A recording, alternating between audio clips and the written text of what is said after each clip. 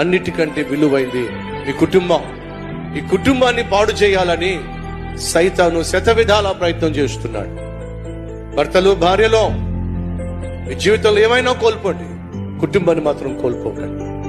భర్తకు దూరం అవద్దు, భార్యకు దూరం అవ్వద్దు, అనవసరమైన గొడవలకు తావివ్వద్దు, గిల్లి కజ్జాలకు దిగద్దు, అరుపులు కేకలకు తావివ్వద్దు. కొన్ని సందర్భాల్లో భర్తకు కోపం రావచ్చు, భార్య నిదానిస్తే చాలు. భార్యకు కోపం రావచ్చు, భర్త కామ్గా ఉంటే చాలు. కోపం వచ్చింది అనుకోండి, కామ్గా కూర్చోండి. ఏమవుతుంది చెప్పండి? మాట్లాడరే, ఇక చల్లారదా? కొంచెం ఓపిక పట్టండి, కొంచెం కామ్గా ఉండండి. ఆటోమేటిక్గా కోపం అనేది తగ్గిపోతుంది. కుటుంబాన్ని కాపాడుకోండి, గృహాన్ని కాపాడుకోండి. ఇల్లు పీకి పందిరి వేయకండి.